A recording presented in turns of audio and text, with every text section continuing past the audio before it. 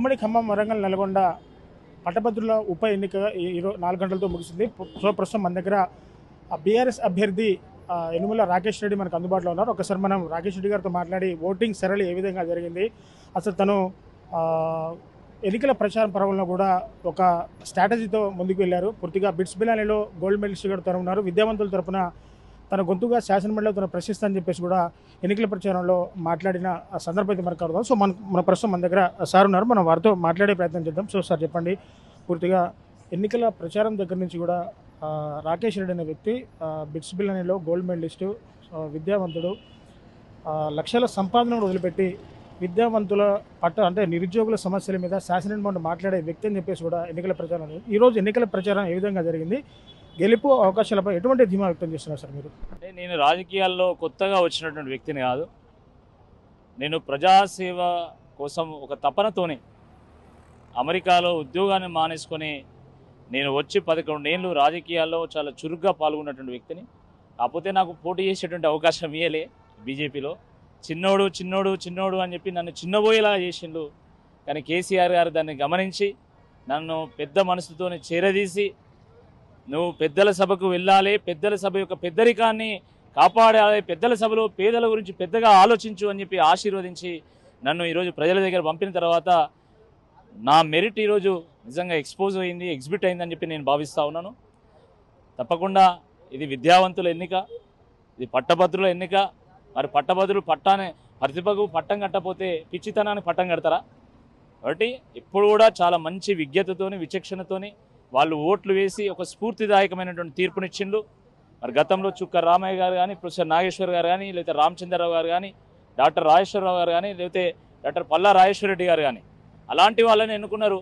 కాబట్టి మేము ముందు నుండి కూడా మేము చెప్తున్నాం, పెద్దల సభ యొక్క గౌరవాన్ని కాపాడే వాళ్ళు కావాలన్నా, లేకపోతే దాని స్థాయి దిగజార్చే వాళ్ళు కావాలన్నా, ప్రభుత్వాన్ని నిక్కచ్చిగా ప్రశ్నించేవాడు కావాలా, లేకపోతే దాన్ని ప్రశంసించేవాడు కావాలా అని చెప్పి మేము అడిగినటువంటి ప్రశ్నకు అద్భుతంగా ప్రజలు స్పందించిండ్రు.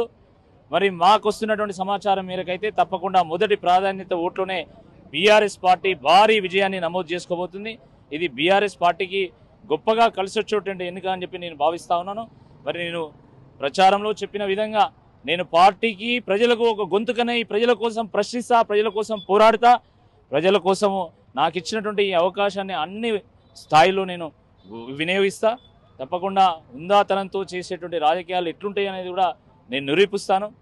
అదేవిధంగా ఈరోజు ప్రజలు ఇచ్చినటువంటి తీర్పు రాజకీయ పార్టీలకు, రాజకీయ పార్టీలో ఉన్నటువంటి నాయకులకు కూడా ఒక గొప్ప సందేశాన్ని అందించబోతా ఉంది.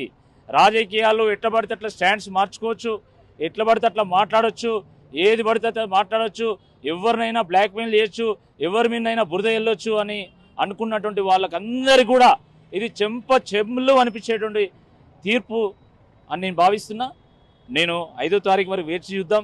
నాకైతే ప్రజాస్వామ్య ప్రక్రియ మీద సంపూర్ణమైనటువంటి నమ్మకం ఉంది. ప్రజలు, ముఖ్యంగా పట్టభద్రులు, రాయేందో రత్నమేందో, నీళ్ళేందో పాలేందో, మంచేందో చెడేందో, నిజమేందో అబద్ధమేందో ప్రతి ఎన్నికల్లో కూడా తేలుస్తారు.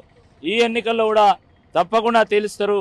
వాస్తవాన్ని ప్రజలకు చూపెట్టడానికి ప్రయత్నం చేస్తారని చెప్పి నేను భావిస్తున్నాను. అంటే సార్, పూర్తిగా ఈరోజు ఎన్నికలు జరిగిన సరళిలో అంటే వరంగల్, నల్గొండ, ఉమ్మడి ఖమ్మం జిల్లాలో కూడా ఎన్నికలు జరుగుతున్నాయి. సో మీరు ఎక్కడెక్కడ ఏ సెంటర్ తిరిగారు, ప్రతి సెంటర్లో బీఆర్ఎస్ ఓటింగ్ సరళి ఏ విధంగా ఉంటుంది, మీరు ఆశాభావం వ్యక్తం చేస్తున్నారు? నేను వరంగల్ సిటీ మొత్తం కూడా నేను కలిదిరిగిన, చాలా బూతుల్లో నేను పోలింగ్ సరళిని పర్యవేక్షించిన. దాంతోపాటు వర్ధనపేట, నర్సంపేట, మహబాదు, ఇప్పుడు ఖమ్మం, అంటే చాలా ప్రాంతాల్లో నేను తిరిగాను. ఒక్కటి చాలా స్పష్టంగా అర్థమవుతుంది ఏంటంటే, మాకు నలుమూలల నుండి వచ్చేటువంటి సమాచారం ఏంటంటే, ఈ జిల్లాలో బాగుంది, ఆ జిల్లాలో బాగాలేదు, ఈ నియోజకవర్గంలో బాగుంది, ఆ నియోజకవర్గంలో బాగాలేదు అని కాకుండా యూనిఫార్మ్గా పార్టీలకు అతీతంగా, ప్రాంతాలకు అతీతంగా ప్రజలు ఒకే రకమైనటువంటి తీర్పునిస్తున్నారు. ముఖ్యంగా నేను 11 ఏళ్ళుగా భారతీయ జనతా పార్టీకి ఒక పునాది రాయిగా నేను పనిచేసిన, కానీ ఆ పునాది మీద కట్టినటువంటి ఆ నీడలో నన్ను ఉండనీయలేదు, నన్ను బయటికి పంపించిండ్రు.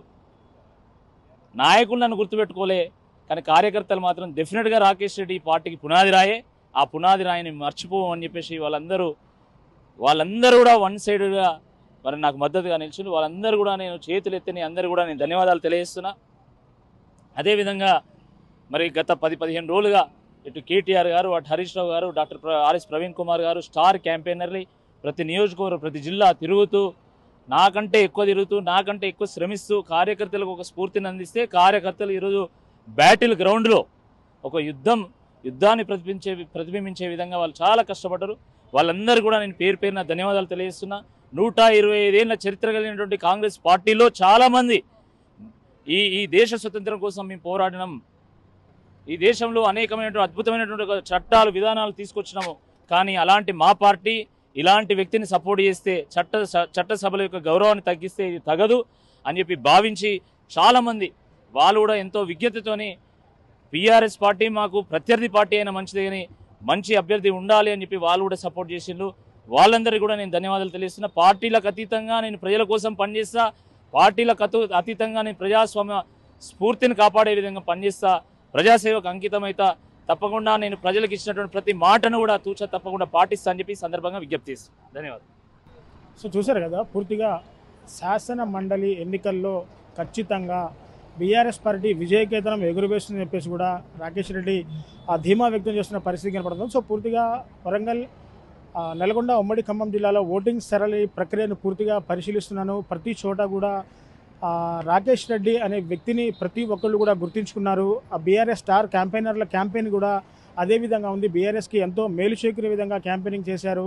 పూర్తిగా పట్టభద్రులు అలాగే నిరుద్యోగులు కూడా రాయేదో రత్నం ఏదో తెలుసుకోవాలి, పాలేవో నీళ్ళేవో తెలుసుకోవాలి, మంచి చెడు ఏంటో కూడా తెలుసుకొని ఒక విఘ్నతతో ఓటు వేయాలని చెప్పేసి కూడా బీఆర్ఎస్ అభ్యర్థి రాకేష్ రెడ్డి చెప్తున్న పరిస్థితి కనబడుతుంది. ఏది ఏమైనా ఈ ఎమ్మెల్సీ ఉప ఎన్నికల్లో ఖచ్చితంగా బీఆర్ఎస్ పార్టీ గెలుస్తుందని చెప్పేసి ధీమా వ్యక్తం చేసిన పరిస్థితి ఇక్కడ కనబడుతుంది. ఇది కెమెరా పర్సన్ నాగేంద్ర బాబుతో నేను మీ దేవేంద్ర, RTV. మరిన్ని వీడియోస్ కోసం ఛానల్ ని సబ్స్క్రైబ్ చేయండి, లేటెస్ట్ అప్డేట్స్ కోసం వాట్సాప్ ఛానల్ ని ఫాలో చేయండి అండ్ లింక్ డిస్క్రిప్షన్ లో ఉంది.